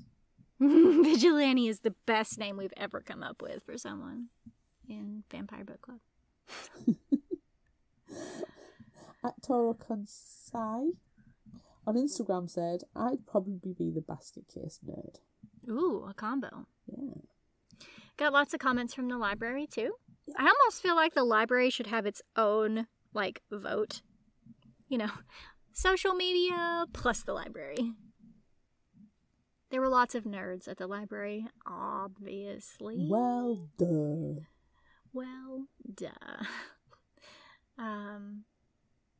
There was one nerd/comic relief. Yeah. So that's good. Everyone's nerds, though. I like the one There's also nerd. They usually live. Plus, have you met my brain? I have met that brain. That brain is a nerd. Can confirm, nerd. There was one who wants to be the outcast that is also the final girl. And a basket case. Who is the first to be killed because basket case. Cool. All right. I still don't know even after trying to get some inspiration. My instinct says I want to be the nerd, but the problem is with the nerd, I feel like you've got to have some kind of computer whiz skills. You know, if you want a PowerPoint presentation, I'm your girl. But I'm not doing any hacking, you know? Yeah, you get to present the PowerPoint case or the PowerPoint show at the end that shuts down the explosions. Yes. A la Beauty Queens. Yes, thank you for that callback, because that's exactly what I was thinking of. But I don't think that's going to be particularly useful in this particular zombie apocalypse. I'm not a jock, you know? No. I'll probably turn into the basket case. I'll be like, what's going on? I know exactly 100% what I am. You're the jerk. I'm the jerk! I am the jerk! You're the jerk, but you'll be the lovable asshole jerk. Fine. I accept it. You've got to wear the lovable asshole t-shirt whilst in the zombie apocalypse. Yeah. And advertise the Red Bubble Shop. Of course. I'm definitely the jerk, though. There is no question.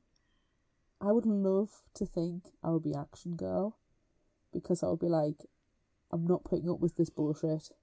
This is ruining my day. It's infringing on my nap time. God damn, all I want's a burrito.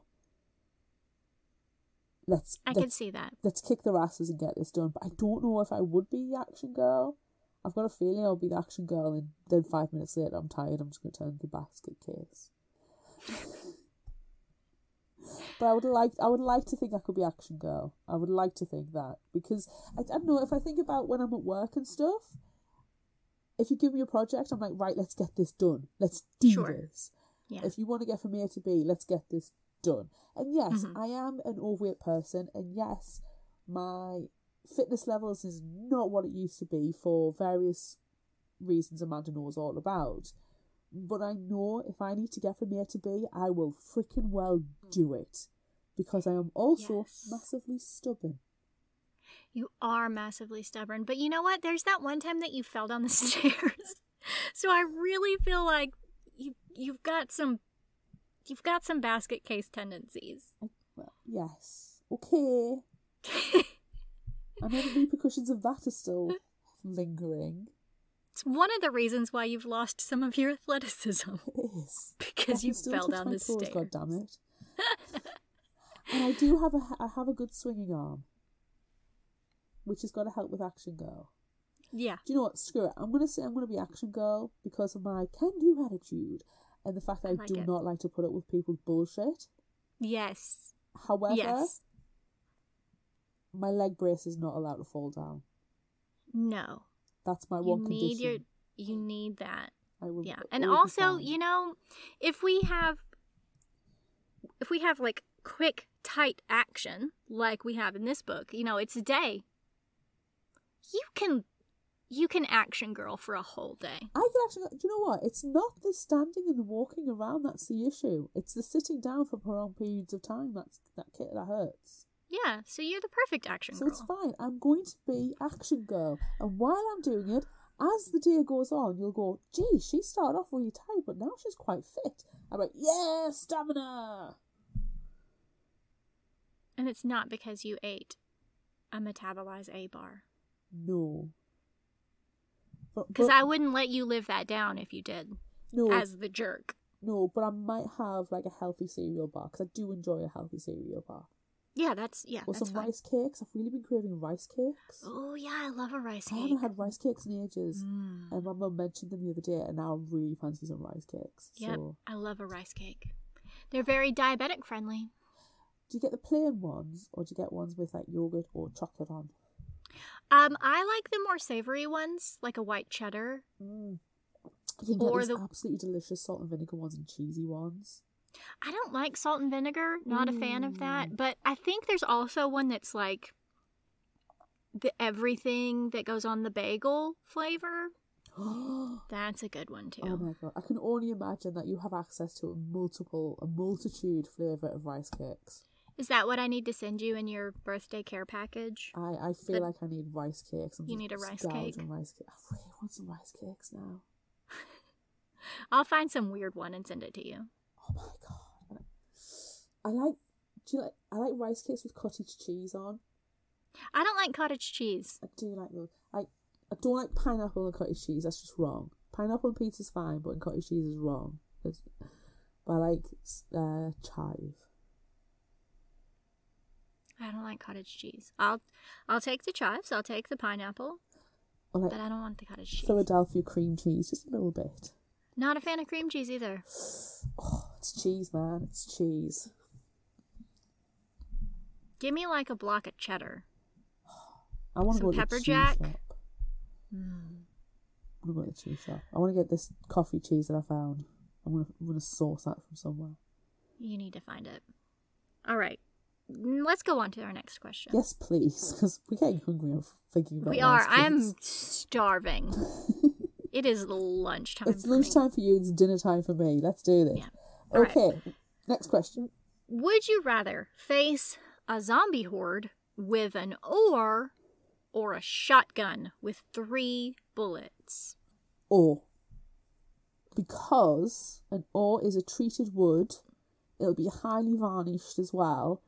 Or it's plastic. Well, it's still got a strength to it. Yes. I have never shot a gun in my life. I don't think I will ever shoot a gun. Well, I've shot paintball guns. That doesn't count though? You don't get the same recoil. I don't think that counts. So, you know, I used to go paintballing all the time. I love a bit of paintball. It's hilarious. So, but a shotgun is completely different, and you've got 3 bullets. I don't know how to use it. I don't know how to use it safely. I don't even know how to load it. Never mind getting to the aiming accurately. So I think the shotgun, the 3 bullets are useless. And also I can imagine that if you wielded the shotgun like a baseball bat, it's not going to have the strength of the oar, which is a one piece of either wood or plastic that is used to having kind of pressure putting onto it. Yeah. I feel like the shotgun would fall apart, especially when I'm wheeling on a zombie. So, an oar is also a longer weapon, so you can kind of like poke them and jab them away from you, whereas a shotgun is more of a close and melee attack. So I'm going with oar. I think I'm going to go with the shotgun. Not like, I don't know how to use a shotgun at all, but I feel like if I had to figure it out in the moment, I could, and I wouldn't be afraid to use it as the baseball bat because it also has metal. So it is a sturdy weapon. So I'm going to take the shotgun because it's dual purpose. I can shoot 3 times and then use it to bash brains.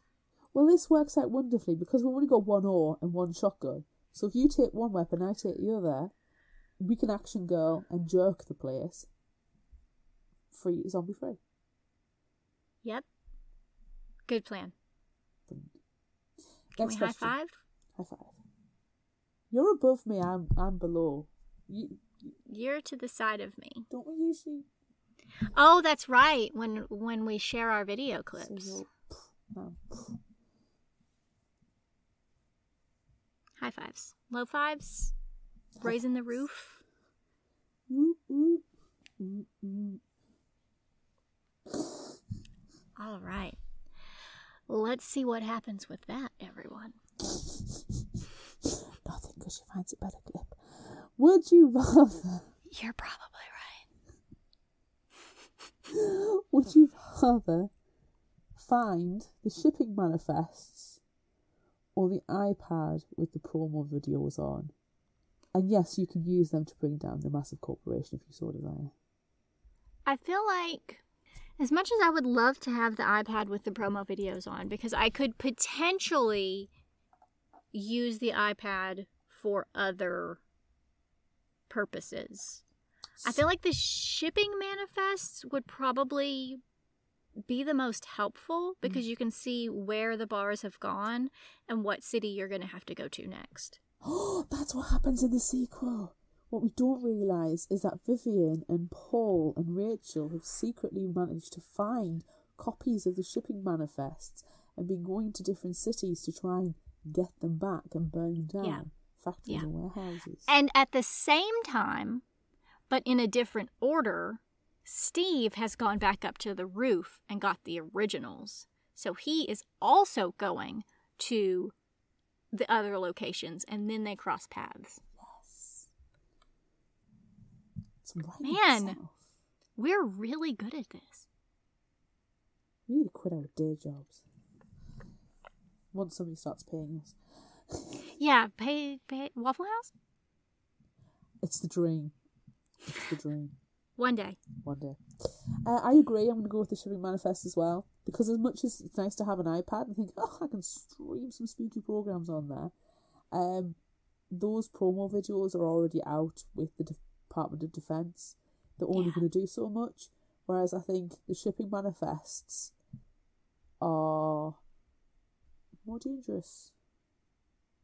Like, if you give them to a reputable journalist or got them online, and because I can't see in Flagstaff that there's not evidence, like video or actual material of those zombies.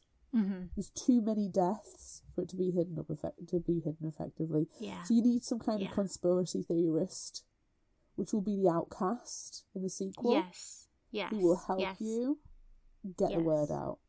I like it. Would you rather go for the van or stay on the roof? Go for the van, I think. Yeah? Yeah. Knowing what happens in the book, I think going for the van is an easier option? Question mark?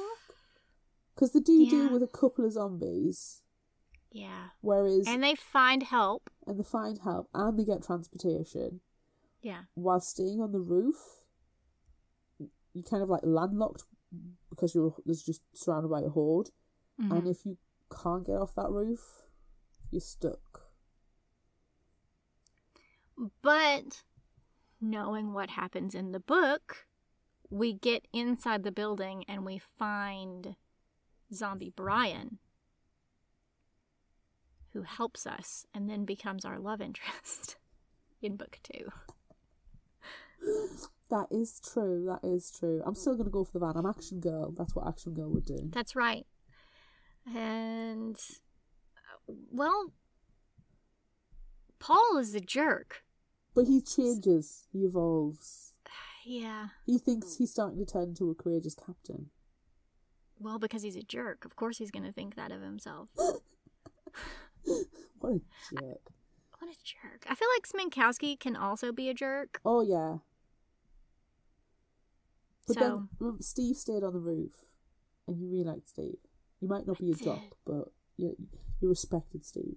I did respect Steve, especially when he Donkey Konged the couch. Do you know what a Donkey Kong couch? I want to witness the Donkey Konging of a couch. I think that's fair. With our setup that we talked about, with Rachel being on and the baby popping out, and then they throw Rachel back up onto the roof and she's perfectly fine and catches the baby. I love it. I love it. Me too. The you can see the cinematics just. Yeah, it's so cinematic. I love it. What's our last question? Would you rather have a fat-shaming dad responsible for creating zombies, or a fat-shaming stepdad who forces you to go to fat camp even though you do not need to go to fat camp because you're a perfectly fucking healthy human being and it's none of his goddamn fucking business, so he needs to get his fucking nose out of your business and stop looking at your size? Twat. Sorry, question.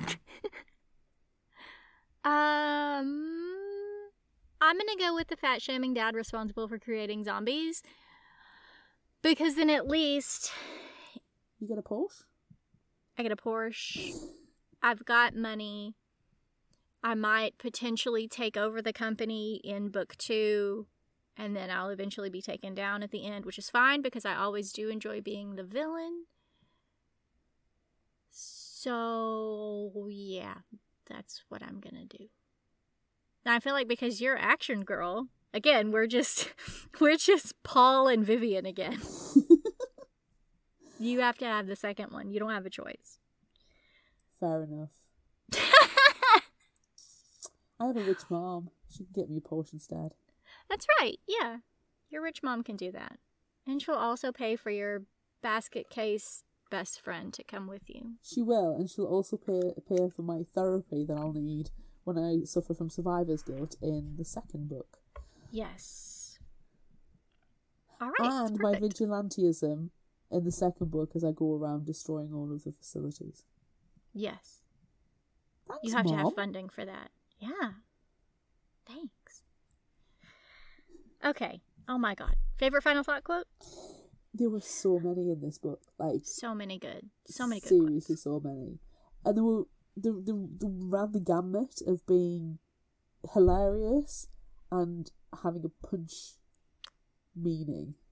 Yeah. But I'm going to follow on that last book, Would You Rather, with one quote. My body size is none of his business. That's a good one. This is another Vivian. If something's going to eat my heart out, I'd at least like to know what it is. Oh, yeah. Mm-hmm. Yes. What else? We are all guilty, or we all feel guilty. Oh, yeah. And the last one, which, obvious reasons, why I love it. I was told Camp Featherlight is the winter home of the Sasquatch. I'm here to prove Bigfoot is real. Perfect. Perfect. Dear listeners, insight. Amanda messaged me to say I'm ready for recording. I was like, yes, I'm busy watching a Bigfoot program. Oh, because of course you are. Because of course I was. Okay. And yes, I was wearing my Bigfoot cap while I was watching it. Good. What's your quotes? Let's see. I've got 4. I've seen every teen slasher movie ever made, which is probably true. I am not sitting here waiting for whatever's out there to pick us off one by one. Do not corner something that you know is meaner than you. Well, I'll go out on a limb here and guess that if you don't mind murdering people, not complying with packaging regulations is probably no big deal. And finally, it's going to be left to me to hope that those monsters aren't human, because if they are, that means that they could be us, or we could be them. Ooh. We could have just read the whole book out loud. We probably could have. It probably would have been. But you know what? There was also a really, really, really good audiobook already produced. So. Yeah. I would go for the audiobook rather than just listening to us read it. Yeah. It's worth it though. It is very worth it. Yes. All right. If you liked this, try this. What do you got? I've gone one that was recommended to me by Constance last year, and I finally read it. And it's got nothing to do with zombies, but it has everything to do with fat shaming and actually having a realistic protagonist. And it is a contemporary romance. So, Amanda, you can switch off for a second. Ugh. It's really fun though, because it's all about fan fiction. So it was actually quite funny. And I'm just going to read the back of the book. It's called Spoiler Alert by Olivia Dade. So from the back of the book, Marcus has a secret. While he may be the star of the biggest show on TV, he's also a prolific fan fiction writer. Through his stories, Marcus releases his frustrations with the show, but if anyone ever found out his online persona, he'd be fired immediately. April has secrets of her own. A hardcore fan of Marcus's show, she's long hidden her fanfic and cosplay hobby from her real life, but not anymore. When she dares to post her latest costume creation on Twitter, her plus-size take goes viral. And when Marcus asks her out to spite her critics, truth officially becomes stranger than fan fiction. On their date, Marcus quickly realises he wants much more from April than a one-time publicity stunt. But with so many secrets between them, can they ever stop hiding, or will a match be made in fandom and never make it in real life? It is a fun read. It's one of these where when the sun's shining and you can just relax, it's a fun read to have, and it's nice to have a plus-size protagonist who, again, is confident and have her counterpart defend her size and it not bother them. And it's from my perspective, I've never read a book like it. Oh. So it's really nice to actually have that kind of dynamic.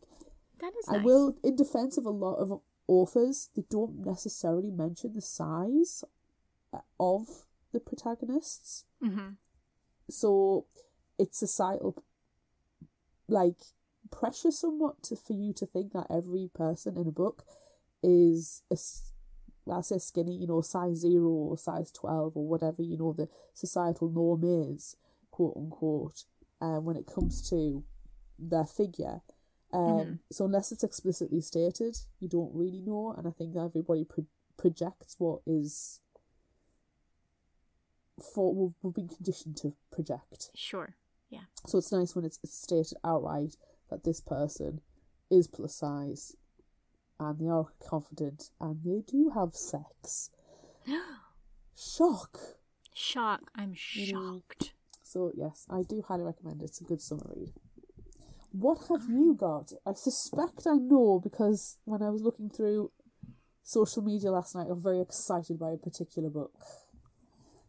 And it's the one that I shared on our Twitter. Whoops.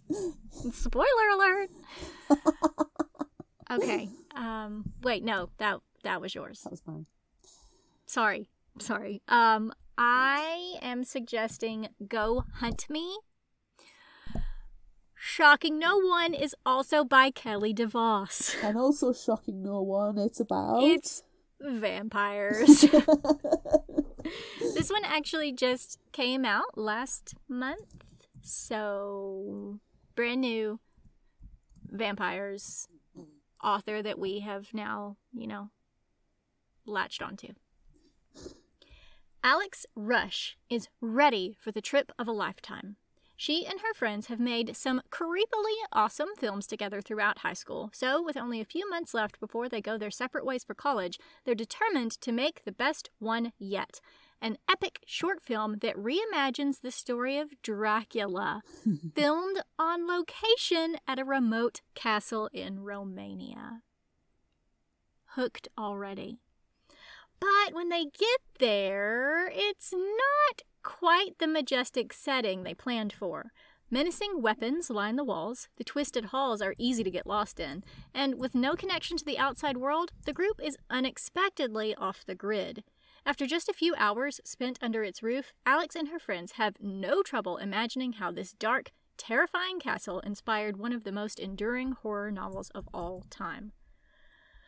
Only soon, they no longer have to use their imaginations to understand the location's terrifying history. Just as they're getting the film's first shot rolling, one of Alex's friends disappears, and she's nearly certain she saw a cloaked stranger lurking in the shadows. As more members of the group begin to meet an untimely demise, Alex is desperate to stop the bloodshed, even if it means facing a monster she never thought would be let loose. Vampires! I'm just going to say, we have a book theme month called All Vampires All the Time. All Vampires All the Time. We could do it now. You're right. And I know 3 vampire books that would be perfectly suited for that month. All vampires all Plus the vampire time. book. All vampires all the time. Excellent. I'm so excited. Kelly DeVos, honestly, she's risen to if you just handed me a book by her, I would read it straight away. Yep. I'm so impressed. I wonder if we could... Are we going to have to hashtag manifesting Kelly DeVos now? I'm doing it. Come on. I think we're going to have to. She's following us on socials. Yeah, we're going to have to reach out. I think we're gonna or maybe she's listening right now and she'll be like, hell yes, I'll be on your show. That would be amazing. I mean, it depends if you edit this out, but yeah, that would be amazing. I don't think I can edit it out now. Because we're begging. Manifesting. Begging, manifesting. There we go. Oh. Our people will reach out to her people, which means... Yes. We'll do it. Which means we'll send her an email. Try. We can only try. Yes. We can do it. Do I need to put hashtag manifesting Kelly DeVos on our list? I mean, it worked with manifesting Travis Baldry. Spoiler alert, everyone. We're going to have a bonus episode coming up with him later on. Oh my god. Spoiler alert again. Stop saying spoiler alert. I'm just going to sit here with the book and be like, woo! Woo. Oh my gosh. All right. We have an indie spotlight this time. Well, we've been manifesting Kelly DeVos, so of course we haven't got an indie spotlight yet. But we do. We do have one. We can have it while I'm manifesting. You indie spotlight. You manifest, and I will share the indie spotlight. This one is called Dauntless by Elisa A. Bonin, and it is out August 2nd, so it's coming soon. Ooh. And we do have a hashtag tenuous link. Yay. It has multiple points of view. Ooh. Also, there's a badass action girl. Ceri's world is defined by very clear rules. The beasts prowl the forest paths and hunt the people. Hey, that's another one. That's another tenuous link. The valiant explore the unknown world, kill the beasts, and gain strength from the armor they make from them. As an assistant to Ishai Unbroken, a young Valor commander with a near-mythical reputation, Sari has seen firsthand the struggle to keep the beasts at bay and ensure the safety of the trees where the people make their homes. That was how it has always been, and how it always would be. Until the day Sari encounters Tasana. Tasana is impossibly a stranger from the unknown world who can communicate with the beasts, a fact that makes Sari begin to doubt everything she's ever been taught. As Sari and Tasana grow stronger, their worlds begin to collide with deadly consequences. Somehow, with the world on the brink of war, Sari will have to find a way to make peace. Woo! Action girl. Relatable. Creatures in the woods. Multiple points of view. It's a perfect fit. It's a perfect fit it's almost like you know what you're doing. It's almost like I planned it. Weird. What? Oh my Crazy. It's This is so fishy. crazy. It's so fishy. So that's it for this episode of Fictional Hangover. I'm Amanda. And I'm Claire. Join us next time as we discuss Altogether Dead by Charlene Harris. Yay! Look out for our Would You Rather polls on social media. Don't forget about our book club and monthly challenges on Facebook. Be sure to visit our shop on Redbubble at fictionalhangover.redbubble.com for all your favorite Fictional Hangover-themed merchandise, and become a patron of ours on Patreon at patreon.com/fictionalhangover. Until next time, remember, the only cure for a fictional hangover is another book. Also, our live episode is coming up soon. Yay! Woo! 200 episodes! What? Except for we've actually had a lot more than 200, but 200 main episodes. We give you so much content. So much content all the time, and it's free for everyone. But you should also join our Patreon to give us money. And watch the videos, because you miss things if you don't watch the videos. Miss so many things, because they're unedited too. There's so much stuff that happens. Usually it's in the me background. messing up the pronunciation of things and making Amanda laugh for 10 minutes. Accurate. Yep. Okay. The end.